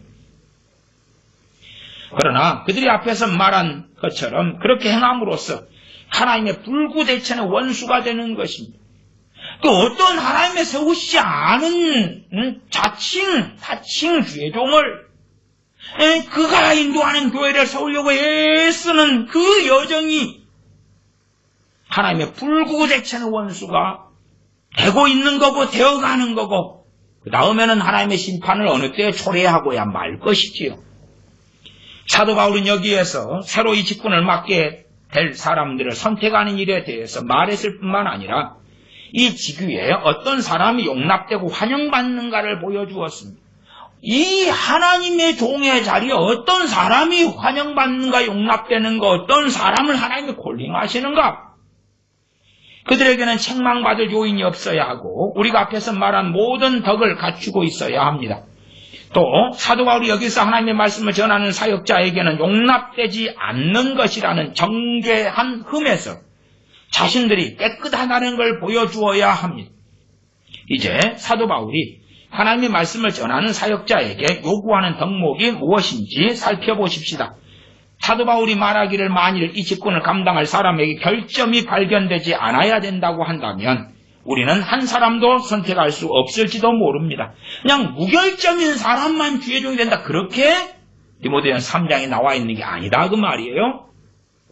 사실 모든 사람들 가운데 가장 훌륭한 사람들도 취약점이 있고 흠이 있기 때문에 만약 우리가 그에게 완전하기를 요구하고 결점이 없기를 바란다면 단 한 명도 사역자가 있을 수 없고 발견될 수도 없을 것입니다. 그러나 사도 바울은 여기에서 디도서에서 말한 것처럼 주의 종에게 뚜렷한 잘못이 없어야 한다는 뜻으로 말했다는 것을 아주 분명히 보여줍니다. 그러므로 하나님의 말씀을 전하는 사역자가 된 사람이라 할지라도 피조물인 인간이기 때문에 몇 가지 결점을 가지고 있는 것이 당연합니다. 그러나 그 결점들은 참아줄 수 있는 것이라야 합니다. 더욱이 우리가 율법에서 보는 바와 같이 제사장은 예수 그리스도를 대신하여 하나님 앞에서 중재의 역할을 하며 속죄제를 드렸습니다. 그렇지만 사도 바울이 히브리서에서 말한 것처럼 그는 자신의 죄에 대한 제사를 먼저 드렸습니다. 왜냐하면 제사장은 사람들 가운데서 선택을 받았기 때문에 자신이 죄인임을 고백해야 하고 다른 방법으로는 죄사함을 받을 수 없었기 때문입니다. 그러므로 하나님의 말씀을 설교하라는 소명을 받은 사람들도 역시 죄인입니다. 사실 구주이신 예수 그리스도께서는 당신의 교회에게 우리의 죄를 사하여 주옵소서라는 기도를 가르쳐 주셨습니다. 또한 당신의 제자들에게도 이 가르침을 제일 먼저 주셨습니다. 제자들이, 사도들이, 주의 종들이 흠이 없다는 게 아니라 흠이 있기 때문에 우리의 죄를 사하여 주옵소서 기도하라, 그 말이에요. 우리는 하나님의 도움만을 간청하는 그러한 위선자가 되지 말고 우리의 죄를 사하여 주옵소서라고 먼저 기도 드립시다. 그러나 우리는 이것을 통해서 세상 사람들에게 우리에게는 한탄해야 할 죄가 많다는 것을 이해시켜야 합니다. 우리가 이 세상을 떠날 때까지 우리는 죄에서 완전히 벗어날 수가 없습니다. 왜? 로마서 말씀에 우리 육신의 죄가 거한다 했잖아요. 죄의 법이 있다 했잖아요. 육신을 벗을 때까지는 완전히 죄를 벗는 건 불가능합니다. 물론 얼마 동안 성령 충만하고 성령 충만할 때 마치 죄를 벗은 것처럼 경험될 수는 있을 거예요. 그러나 우리가 우리의 신앙의 여정은 어쨌든 굴곡을 타고 올라가고 내려가고 하는 속에서 우리가 우리 자신에게 정직하다면 그 어리석은 미혹에 당한 사람처럼 완전 성화에 이르지 못했다는 걸 알게 될 것이지요. 주의 종도 마찬가지입니다.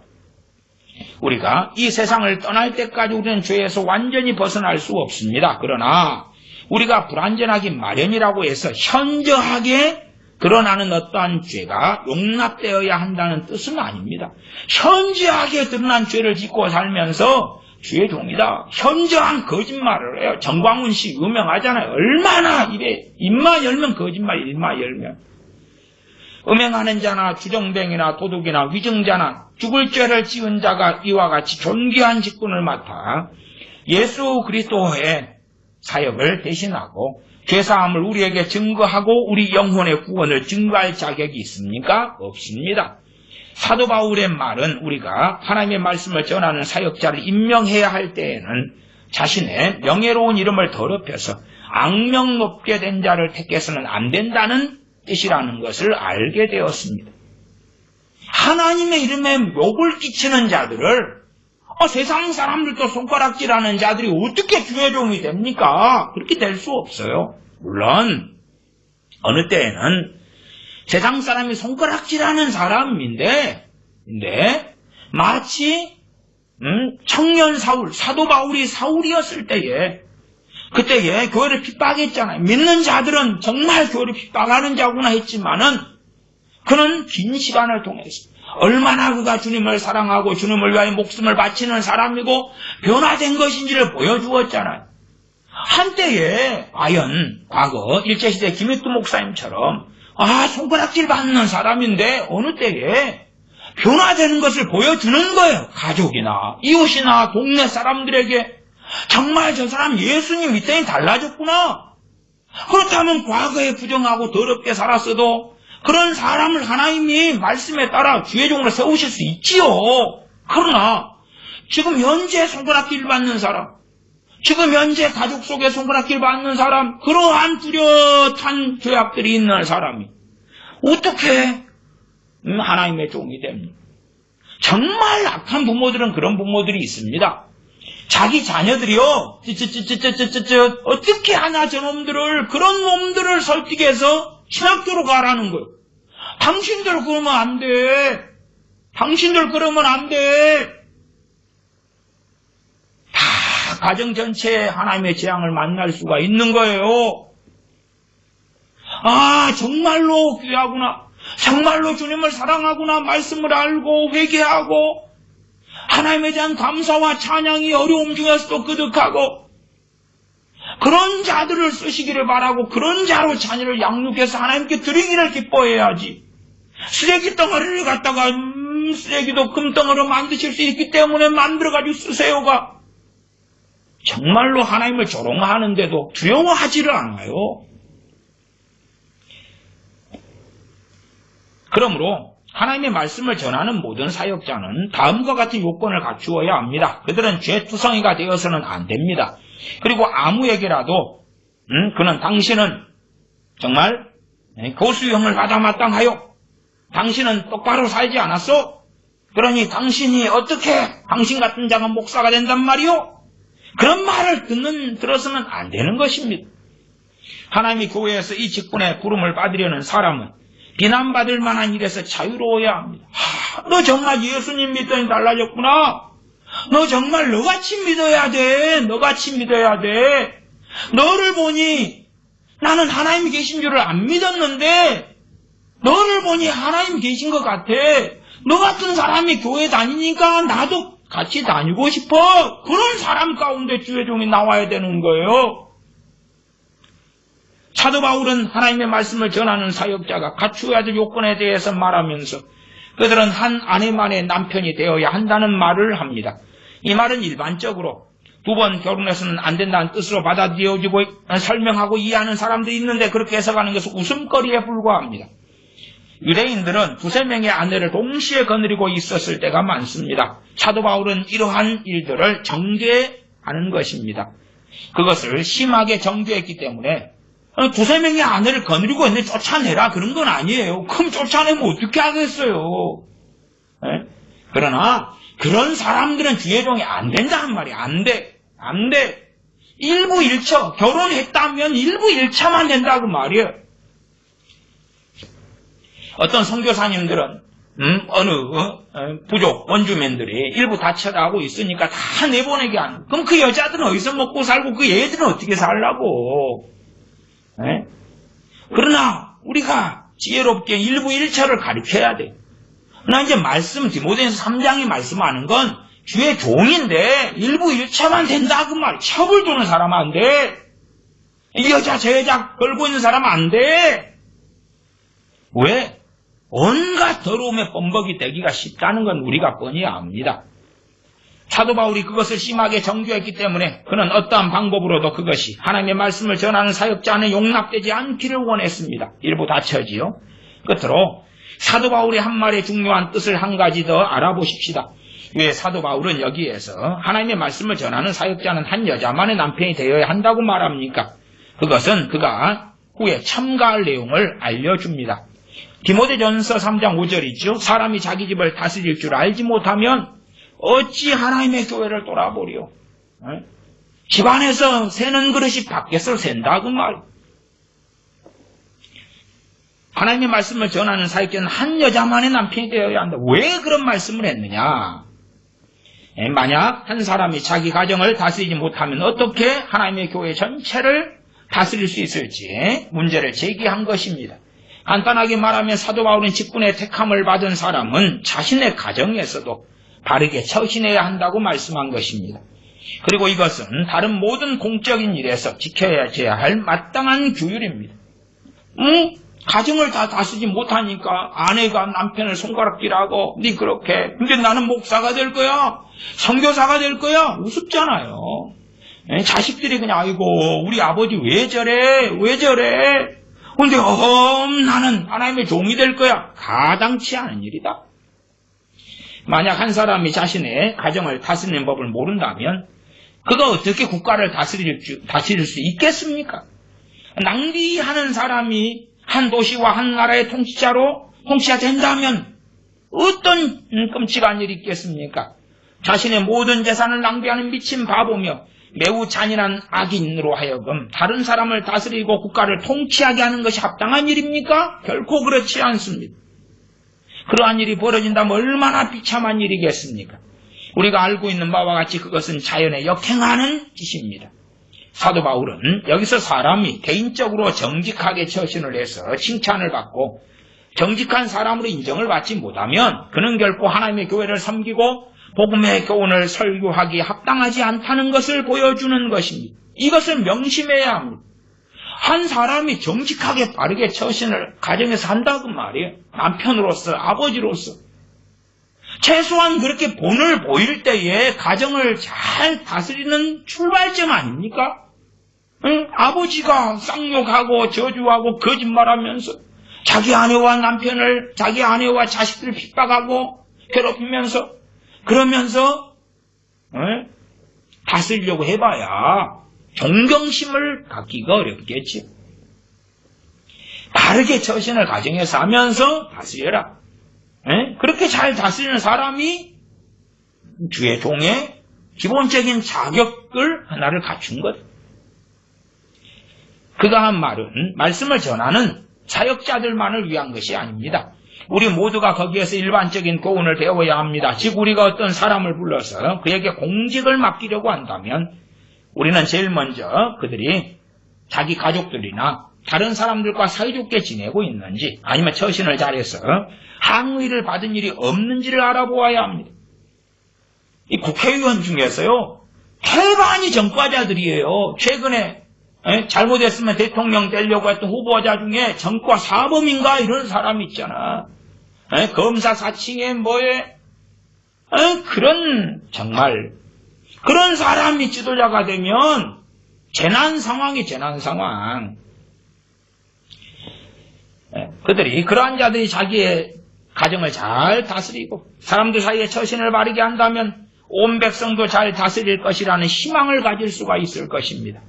그러나 사람들은 이런 일에 별로 주의를 하지 않기 때문에 우리가 하는 일이 혼란스럽게 되고 모든 것을 망치게 되는 것입니다. 이런 일이 뭐예요? 디모데전서 3장 같은 하나님 말씀의 기준에 주의를 기울이지 않아요. 그러니까 첫째는 교회가 혼란스럽게 되는 거예요. 아무나 저 사람은 교단 교파 정상이야. 정상신학교 나왔어. 오케이 된 거야. 그게 어떻게 된 거란 말입니다. 이단 사입이 아니면 돼. 아니올시다. 이단 사입이는 절대 안 됩니다만은 정통 교단 교파에 있어도 거기에서 목사 안수를 받았어도 하나님 말씀의 기준에 맞아야 되는 걸. 그렇지 않은 사람들이 강단에 서고 그렇지 않은 사람들이 스스로 목회자의 자리에 서기 때문에 우리가 하는 일이 혼란스럽게 되고 모든 걸 망치게 된다. 그런 사람들 선택하는 걸 듣기 좋아하는 귀를 즐겁게 하니까 그래서 미국의 조엘 오스틴 같은 긍정의 힘 이런 사람이 교회가 어마어마하게 부흥하는 거예요.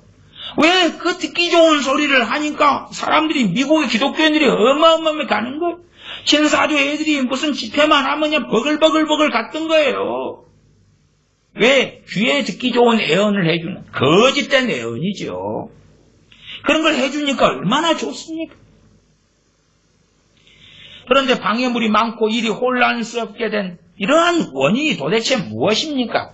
그 잘못은 하나님께서 우리에게 맡기신 이 존귀한 직분을 수행하는 데 따른 어려움을 생각하지 않고 하나님의 이름을 망령되게 하는 그 명예를 손상시킨 우리 자신에게서 비롯되었습니다. 우리들이 하나님의 말씀을 따르지 않고 그리고 하나님의 이름 망령되게 하는 그 명예를 손상시킨 사람들을 세우는 거예요. 그들을 선택하는 거예요. 그러니 우리 자신이 하나님의 이름 망령되게 하는 자가 될 수밖에 없는 거죠. 범인이 우리지. 우리가 택한다는데 또 우리가 그것에 개의치 않고 부정직한 생활을 한 사람을 국가의 통치자로 삼았다면 하나님의 마음대로 무릅쓰고 그와 같은 권위 있는 자리에 그를 앉혔다면 하나님께서는 틀림없이 당신이 당하셨던 불명예에 대한 보복을 하실 것입니다. 국가적으로라도 부정직한 생활을 한 자, 하나님 말씀과 어그러진 자들, 그런 자를 하나님의 반대로 무릅쓰고 권위 있는 자리에 그를 앉혔어요. 앉힌 다음에 무슨 짓 합니까? 하나님 변화시켜 주세요. 달라지게 해주세요. 성령 충만케 해주세요. 구원받게 해주세요. 헛소리를 하고 있어. 그런 국가나 백성들에게 하나님께 틀림없이 당신이 당하셨던 불명예에 대한 보복을 하실 것입니다. 보복을 하실 것이다. 그런 잘못된 지도자를 세워가지고 비극적인 일이 벌어질 때에 겸손하고 가슴을 치며 회개할 것밖에 없는 거예요. 그러므로 만일 모든 일이 몹시 난잡하게 되었다고 해서 이를 이상하게 여길 필요는 없습니다. 교회가 분란이 있고 싸움이 있고 안 세워져야 할 사람이 목사의 자리에 있으니까 교회는 맨날 싸우고 분란이 있고 엉망이 되고 2, 3년에 한 번씩 깨지고 그럼에도 하나님이 너무 쓸 사람이 없으니까 그들도 어쩌다가 쓰셔. 제 전에 그런 일들을 보았습니다. 베레아에서 예수님을 믿고 난 다음에 정상적인 교회로 돌아오는 사람들도 봤어요. 베레아에서 믿고 그 베레아 이단에서 믿고 어떤 사람은요 제 맨 처음 교회 다닐 때에 초등학생 때, 중학생 때인데 다니던 교회에서 점쟁이들이 점을 건 예수님 안 믿으면 절대 이 저주를 못 벗어난다고. 니네 예수님 믿을 팔자라고 점쟁이들이 무당들이 전도를 하는 거예요.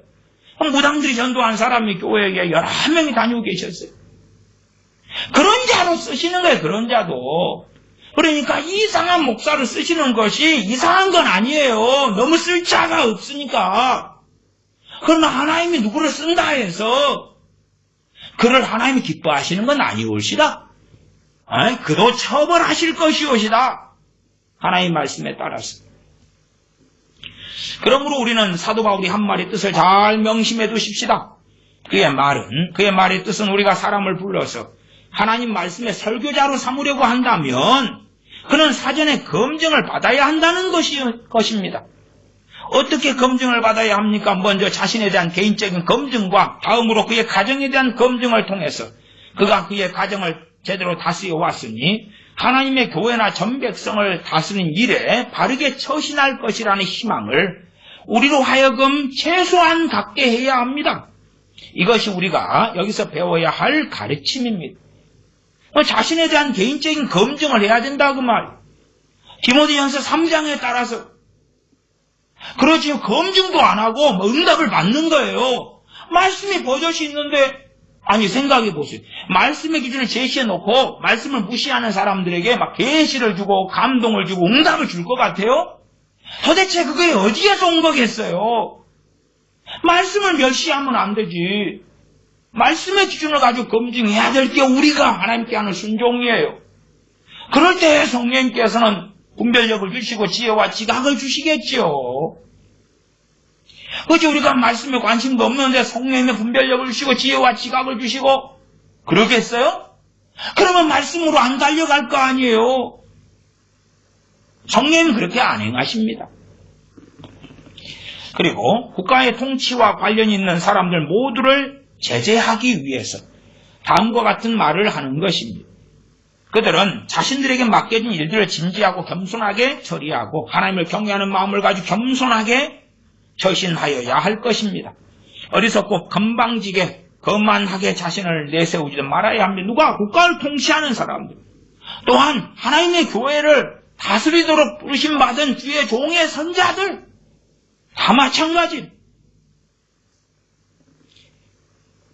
그리고 그러한 직분을 맡은 사람들은 어떠한 직분을 맡더라도 그에 상관없이 항상 그 맡은 일에 조심해서 처리해야 합니다. 특별히 하나님의 교회를 다스리는 책임이 맡겨졌을 때에는 그 임무를 성실하게 완수하도록 조심해야 하고 또한 자신의 정욕이 아니라 하나님의 뜻에 따라서 사명을 감당해야 할 것입니다.